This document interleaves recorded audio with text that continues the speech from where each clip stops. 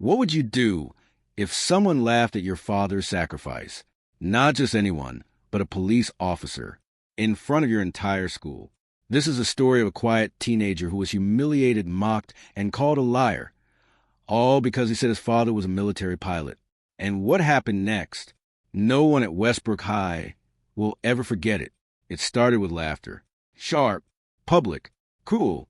17-year-old Ethan stood in his school cafeteria wearing his father's old military jacket. A jacket he wore not to look tough, not to impress anyone, but because he missed his dad. His father had been deployed overseas for almost a year. No birthdays, no holidays, just short, glitchy phone calls, and one message Ethan kept rereading. Stay strong. I'm proud of you. But that day, when some students started teasing him, things escalated.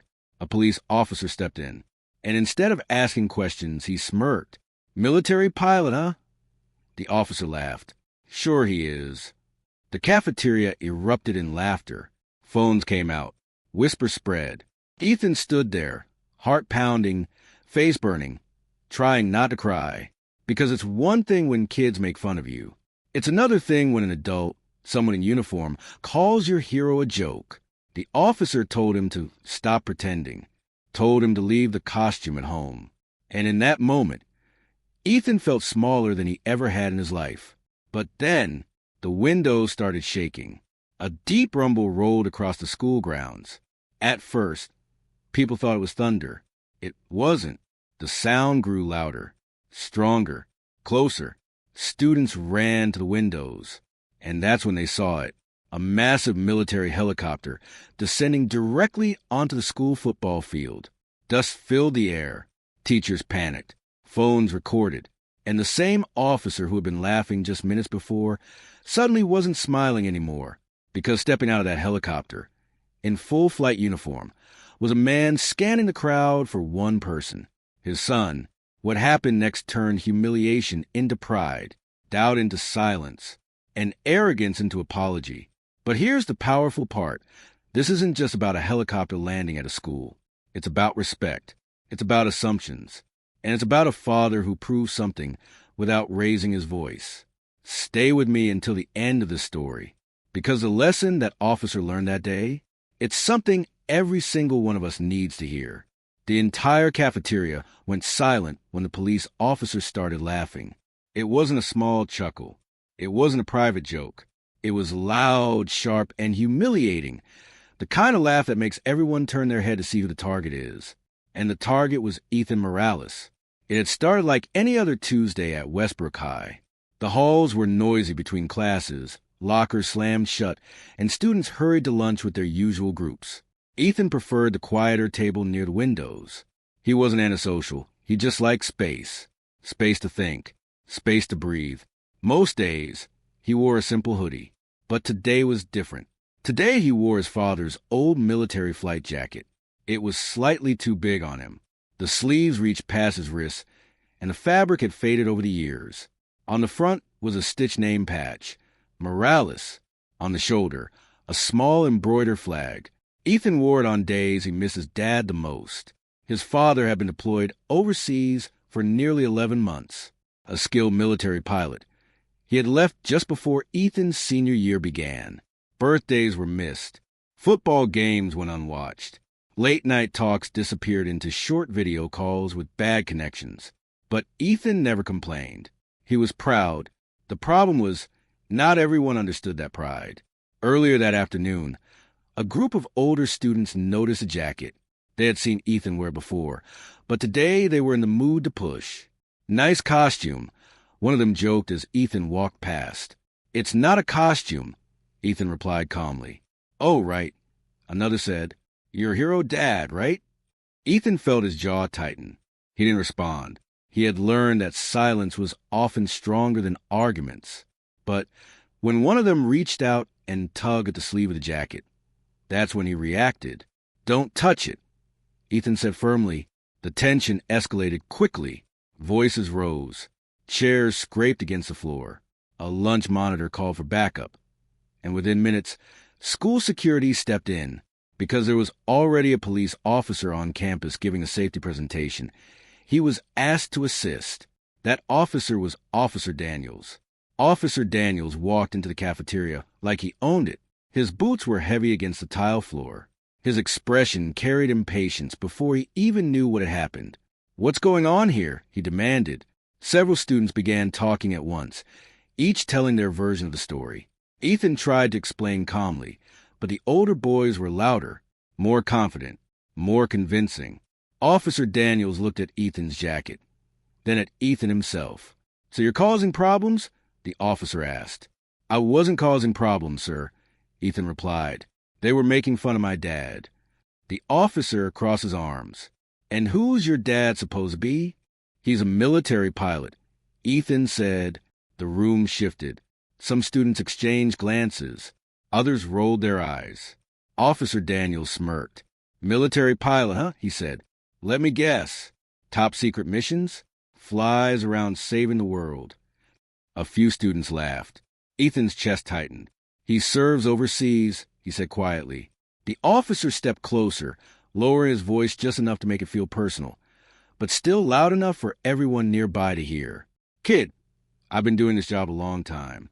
Every time someone gets in trouble, suddenly their parent's a hero, a soldier, a spy, something dramatic." "I'm not lying," Ethan replied. Officer Daniels chuckled again. "Sure you're not." That was the moment the cafeteria went completely silent. The laugh echoed. Ethan felt every pair of eyes on him. His ears burned. His throat felt dry. He wanted to defend his father with 1,000 stories about the medals, the early mornings, the long absences, the proud smile in uniform. But the words wouldn't come out, because no matter what he said, it wouldn't matter. The officer had already decided who he was. The principal arrived, trying to de-escalate the situation. "Officer Daniels, I believe this may have been a misunderstanding," she said carefully. The officer gestured toward Ethan. "He's wearing a military jacket and acting tough. That's what I see." "I'm not acting tough," Ethan said. "I just told them not to touch it." "Maybe next time," Officer Daniels replied sharply. "Leave the dress up at home." More laughter. The older boys leaned back, satisfied. Ethan's hands trembled slightly, but he kept them at his sides. He wouldn't give anyone the satisfaction of seeing him break. What hurt the most wasn't the teasing. It wasn't even the accusation. It was the disbelief. His father had sacrificed holidays, comfort, safety, and in one careless moment, a stranger reduced all of that to a joke. "Call your dad, then," one student whispered mockingly from behind. Ethan stared straight ahead. If only he could. He hadn't spoken to his father in 3 weeks due to communication blackouts in the deployment zone. The last message he'd received was short. "Proud of you, son. Stay strong. Stay strong." The words echoed in his mind now. Officer Daniels shook his head. "Principal, I suggest a warning at minimum. We can't have kids pretending to be something they're not. Pretending. That word cut deeper than anything else." Ethan opened his mouth one more time. "I'm not pretending." But the officer had already turned away, dismissing him with a wave. Students whispered. Some recorded on their phones. Others simply watched, unsure how to react. Ethan felt smaller than he ever had before. He wasn't angry. He wasn't shouting. He just felt invisible.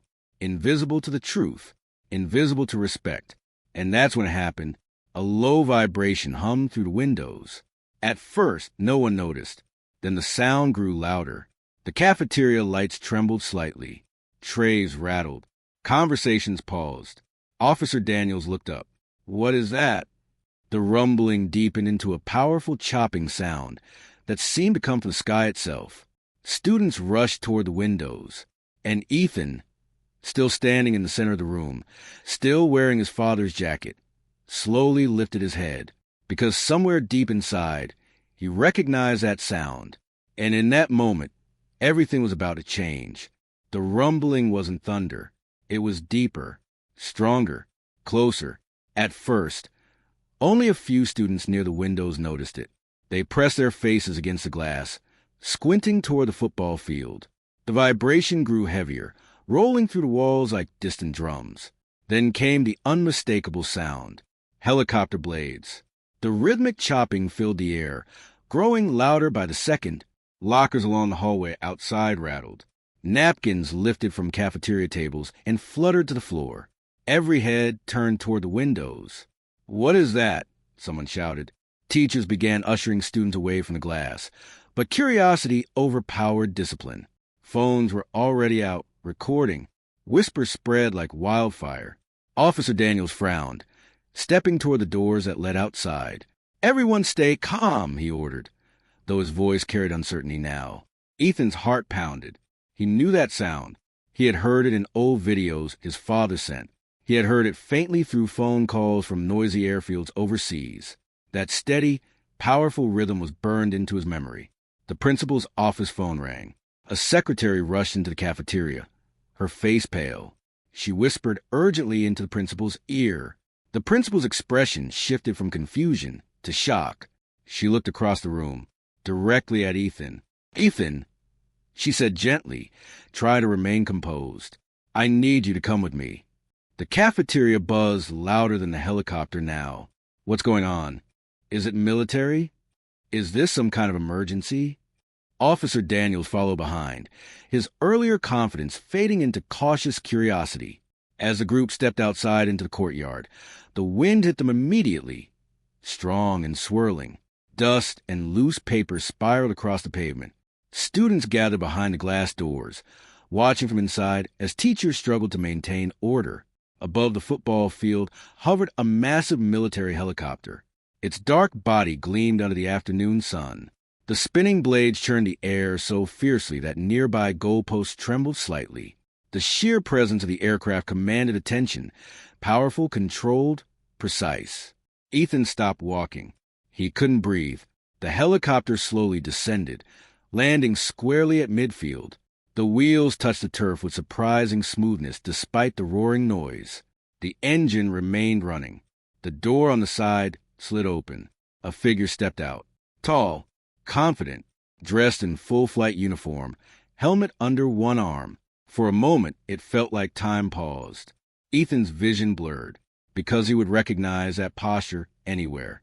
It was Captain Javier Morales, his father. The captain scanned the area quickly, his trained eyes assessing surroundings out of habit.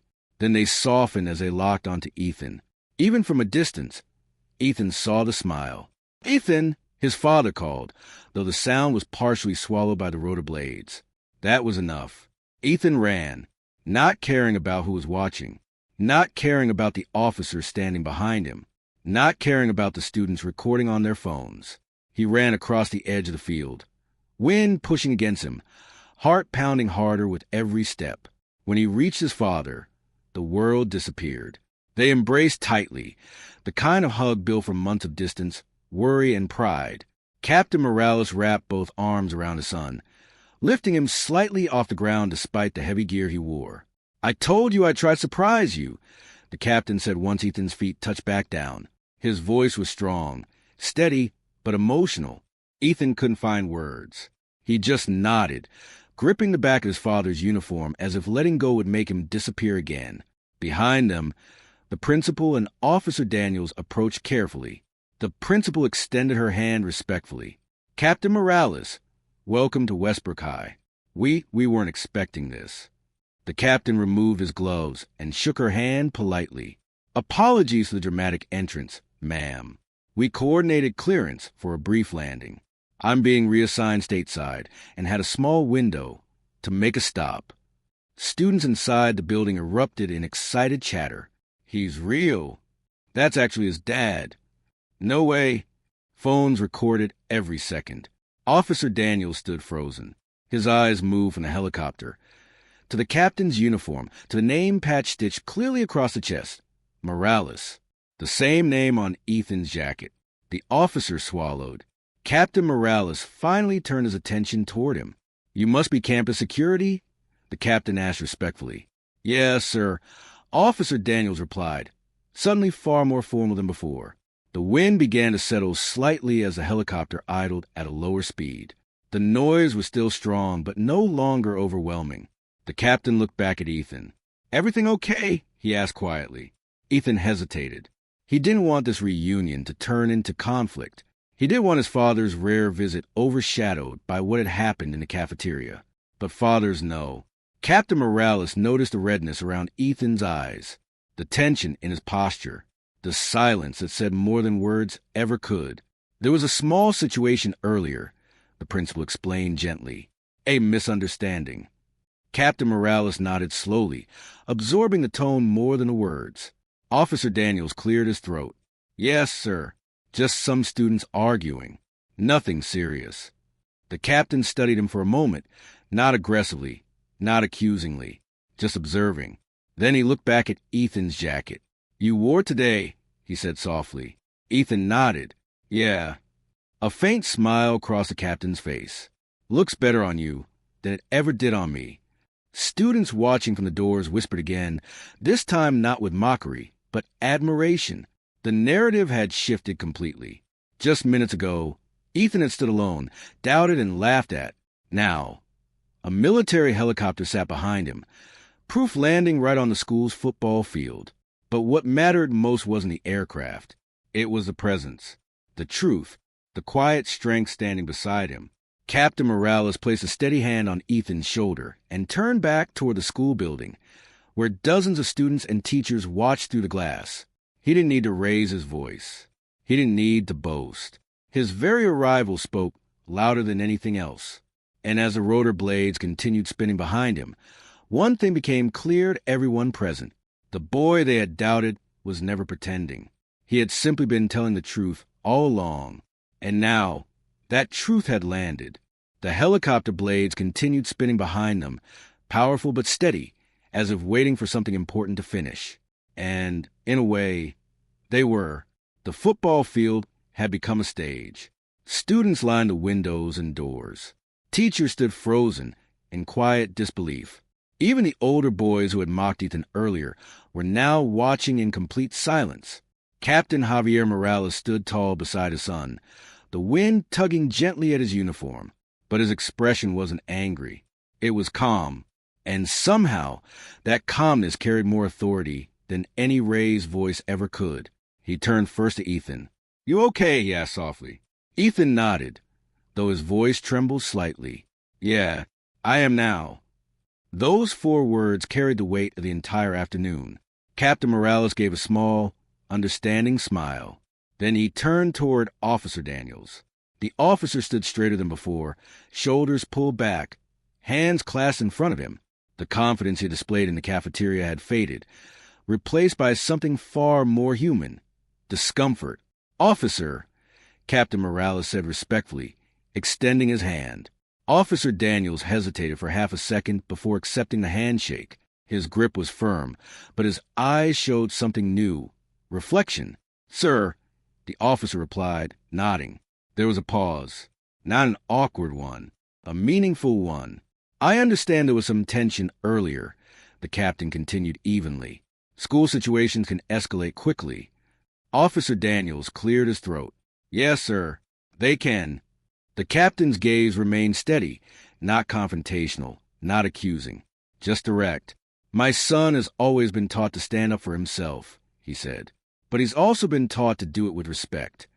Ethan looked down slightly, unsure where this was going. I believe he tried to do that today, the captain added. Officer Daniels inhaled slowly. The watching crowd made the moment heavier.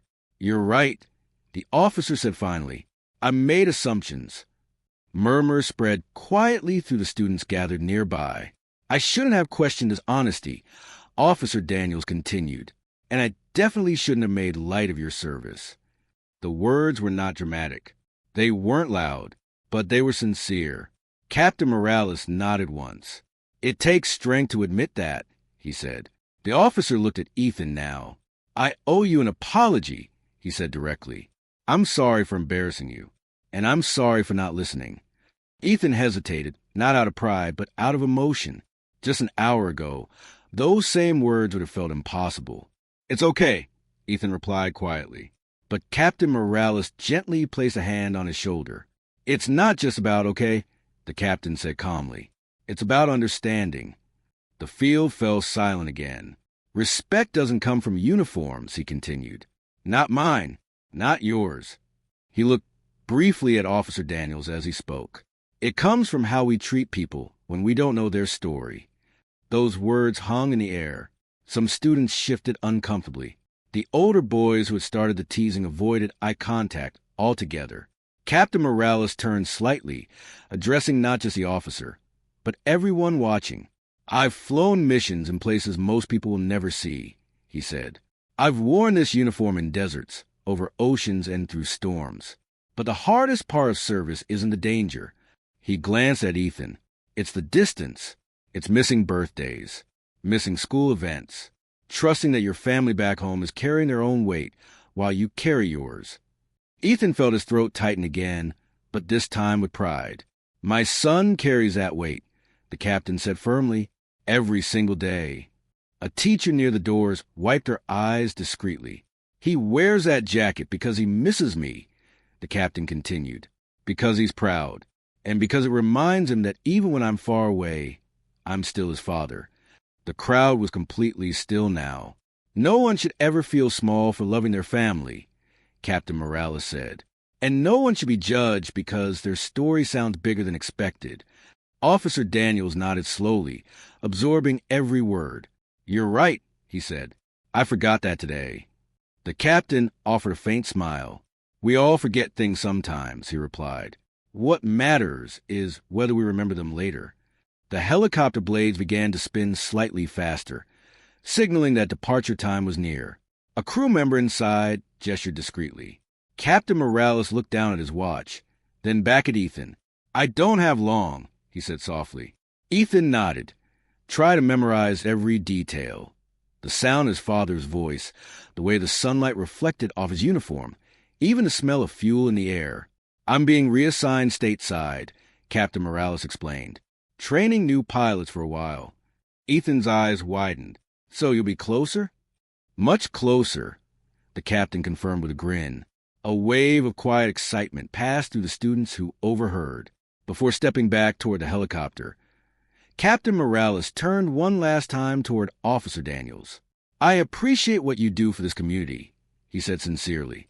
"We're on the same side, keeping people safe." Officer Daniels nodded firmly. "Yes, sir." "Then let's both remember," the captain added, "that strength and kindness work best together." With that, he saluted briefly, not as a display, but as mutual respect.